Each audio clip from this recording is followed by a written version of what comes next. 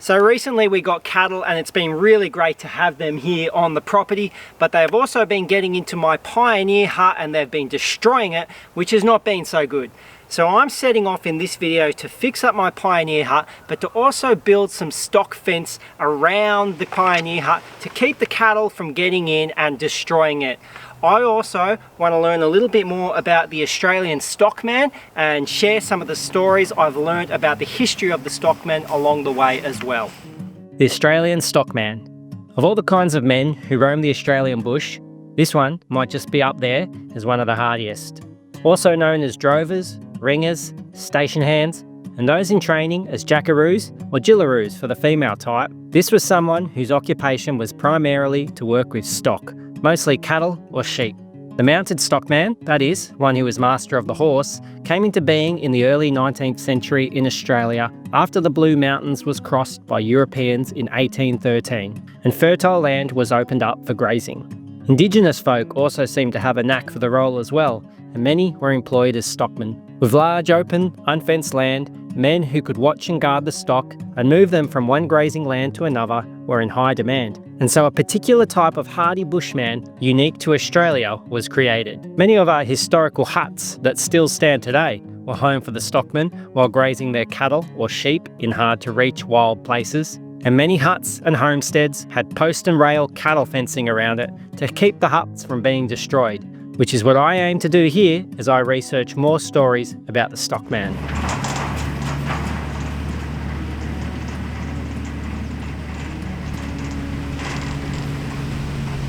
So here it is. Here's my hut that's been, yes, very much trampled and taken over by the cattle, and they pushed out a wall and they really are making a mess of the joint, so I've had to put up a couple of gates just to keep them out. And as you can see, cow patties all around it, so I really want to make something here to keep them out. First things first, because everyone's been complaining about it. Is that better? Are you happy now? Alright, so the idea to stop them coming right up to the hut, because they scratch their head on here, they're just going to wreck it. As you see in the high country, you see a lot of pictures of high country huts that have those old post and rail fences around them, around the huts, so the cattle didn't come in and wreck the huts. That is exactly what I'm going to do here. And I will be using an old technique that that allows you to not have to use any nails or screws or anything like that on the post and rail fence. But first thing, I'm going to measure out and dig my holes.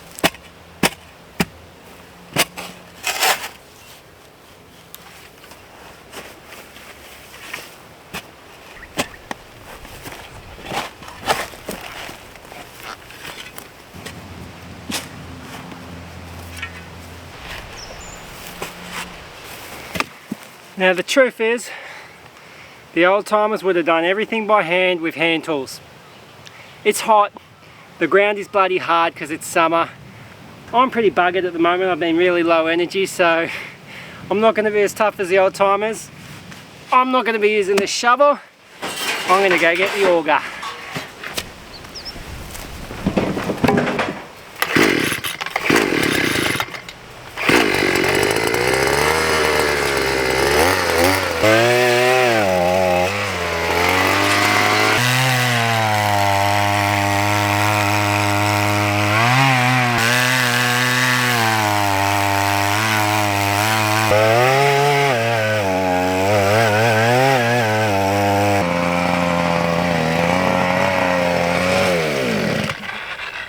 Alright, so behind me I have all the old fence posts that used to be on this property here.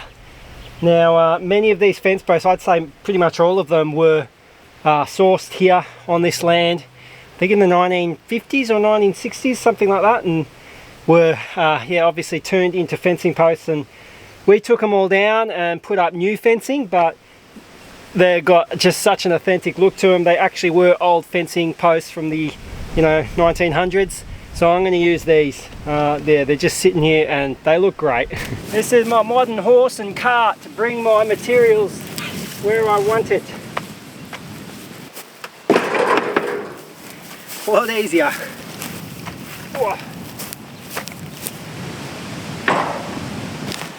Look at that. That's the first snake I've ever seen on the property. It looks like a little brown.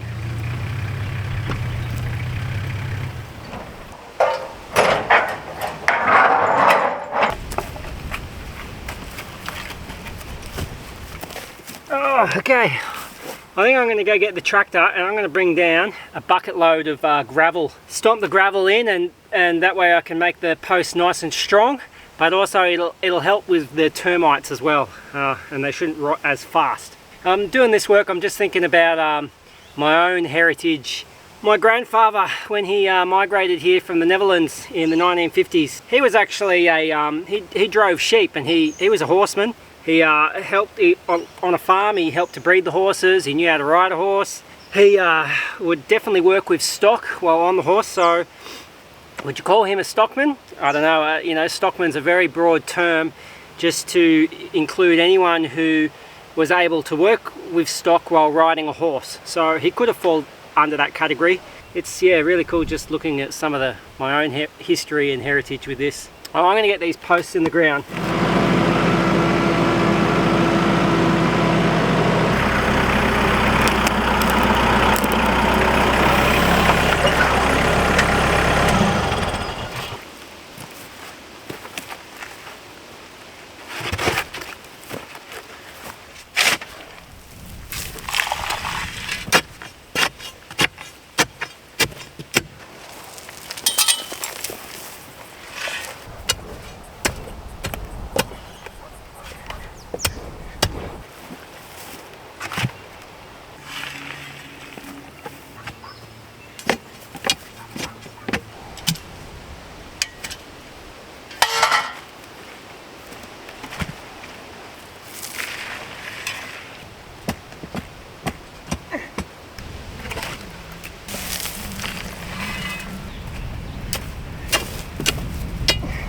And there it is. I got all the posts in the ground. This is where the gate would be. Well, it's definitely hot. It's about 28 degrees today and time is getting on. I've got to go up and do some stuff, so I'm going to leave this for today. Got all the posts in, ready for the rails, and that's going to be next. But I'm pretty happy with what I've achieved so far, and it's coming into shape. I'm looking forward to seeing how it's going to turn out. Before barbed wire, stone and wooden fencing was limited and relegated to keeping stock out of households instead of inside boundary lines, or for cattle yards. Often stock were free to wander the countryside, and this is why shepherds and cattlemen were employed. Using wire and fencing has dated back to as early as the 1840s in Australia, but it was barb that changed the future. Barbed wire was invented in the late 1800s and arrived in Australia in the 1880s. It was favoured among stock keepers in Australia due to its ability to quickly and easily be installed and cover vast areas of land to keep in stock, ideal for Australia's large landscapes. But I'm interested in what came before that, the traditional post and rail fence.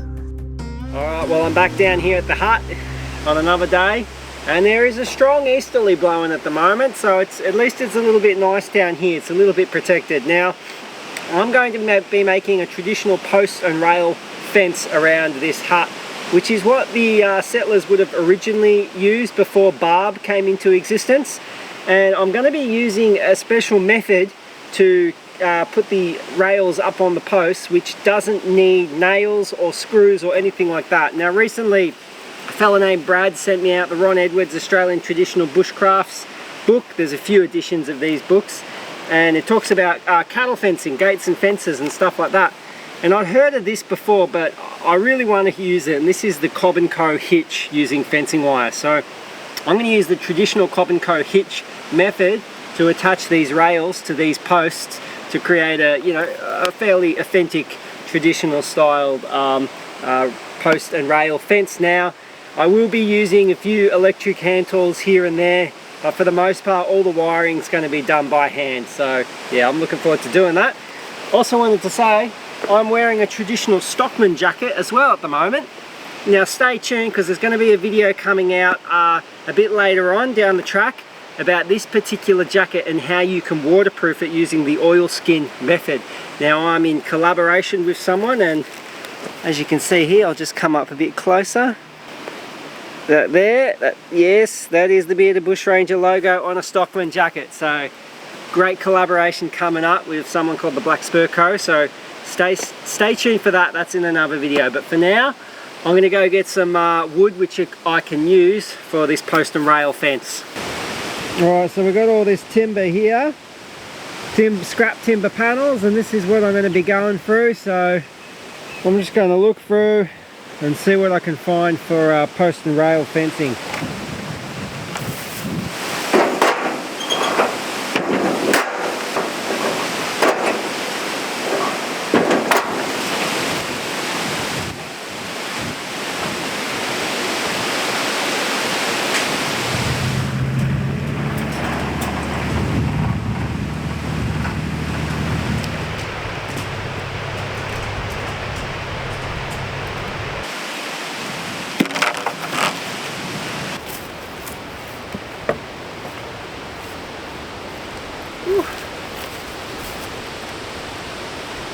Get a bit warm now.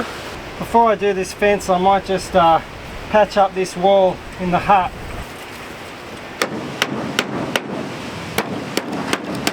There we go, that's all patched up, fixed up, ready to go. Onto the fences.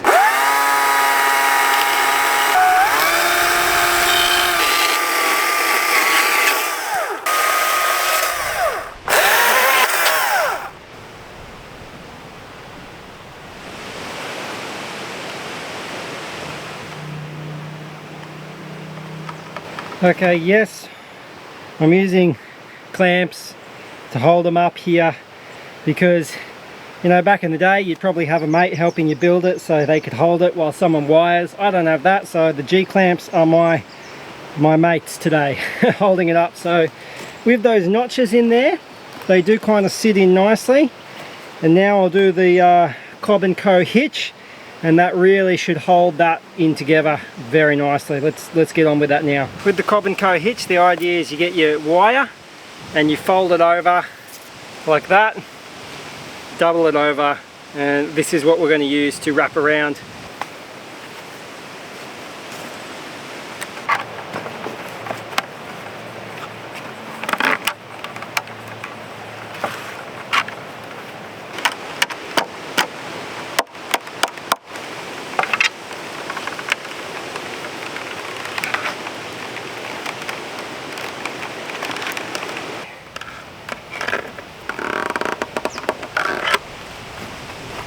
So there you have it, Cobb & Co hitch, another one there, and that's the first railing done. That feels bloody good. Alright, I've got a bunch more to go now.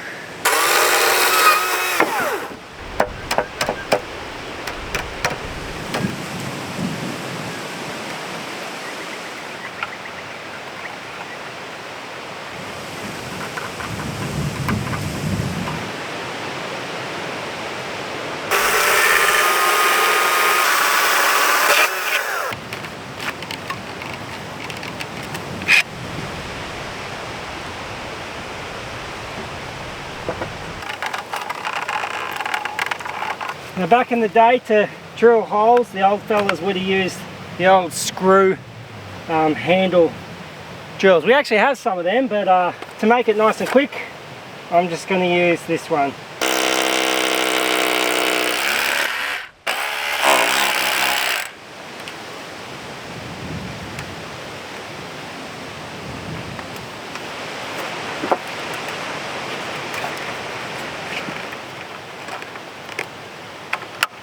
Oh.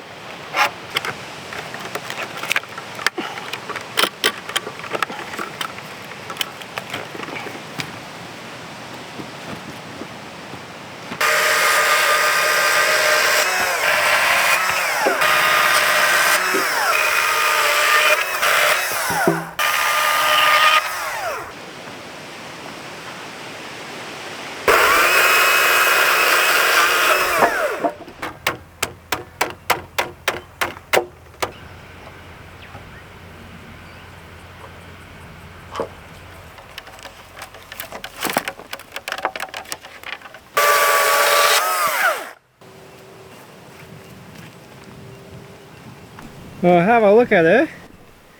I think she's looking pretty good. Just got to put the gate on here now. So I just want to share a little bit of history before I put this gate on. Now the first stock came to Australia in 1788 with the first fleet when they came here to settle the penal settlement, the convict settlement. And I do believe it was 2 bulls, 4 cows and 44 sheep that arrived on the first fleet.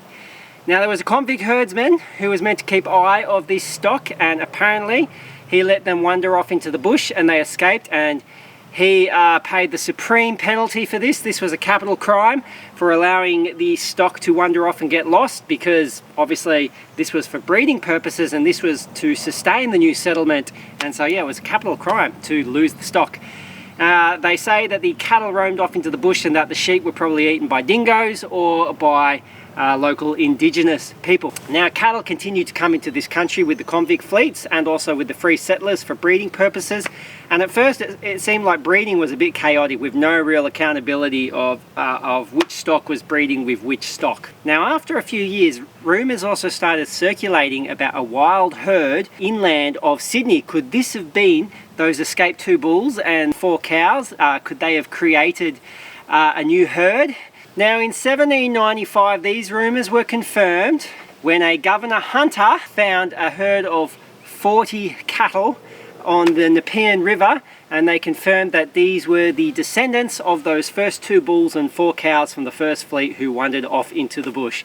And they decided to leave this herd intact for survival purposes or emergency purposes in case the colony needed some meat. So yeah, interesting that after a few years, just the 2 bulls and the 4 cows were able to create their own wild herd there on the Nepean River. From there, importing and breeding of stock became widespread in Australia, from the river basins, the Darling Downs to the Murray Basin, all the way up into the high country of Victoria and New South Wales, and even eventually into the vast Australian outback.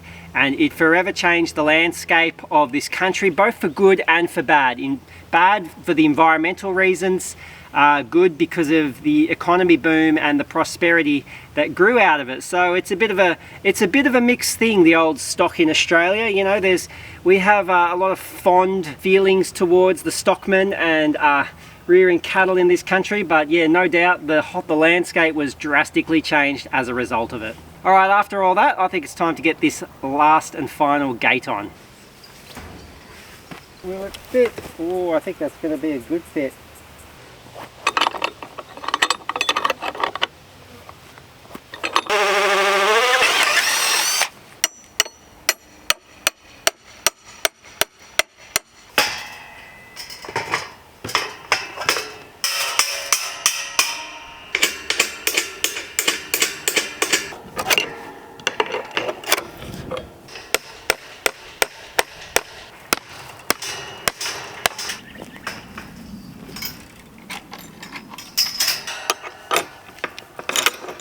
Alright, so I'm very happy with what I've achieved here. This is going to keep the cattle out. I'm buggered after that, so I'm going to reward myself with a bit of a cook-up. And considering I've been talking about the stockmen and some of the history and building some stock fences, I'm going to cook up myself a nice steak.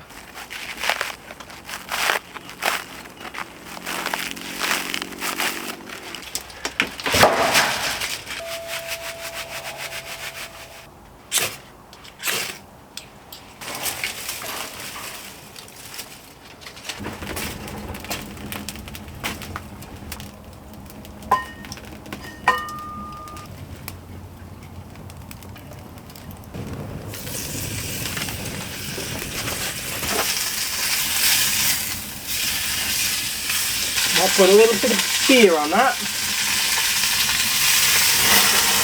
Yeah.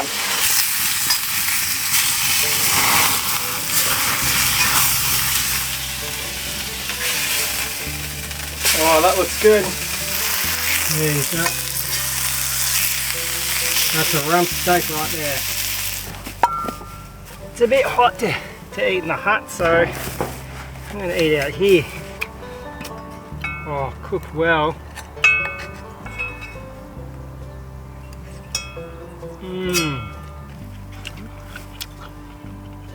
Cheers.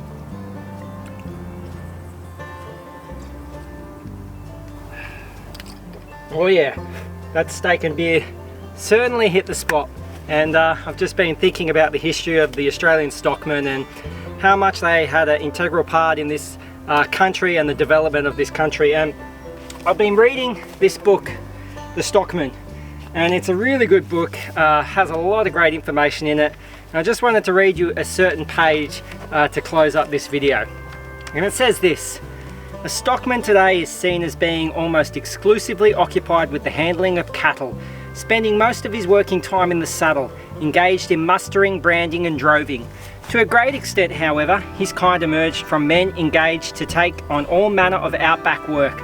In the process, they became accustomed to the demands and ways of the bush and could turn their hands to many jobs, from assisting with the erection of huts, houses and fences to handling horses, cattle and sheep, either on the farm and station runs or on the move.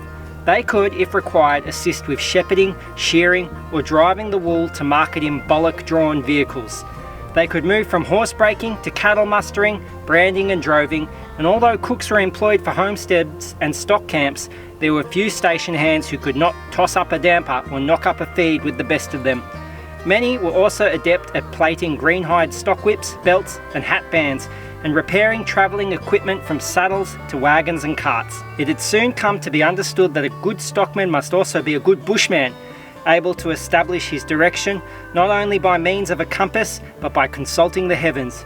He should be adept also at reading earthly signs for the tracking of straying stock and finding of water in unknown country, where there was little to guide him but the tracks of wild creatures or the direction of birds in flight. And that to me just shows that the Australian stockman was through and through a traditional bushman. And it's been great to look at the history of the Australian stockman in this video. It's been great to build this fence.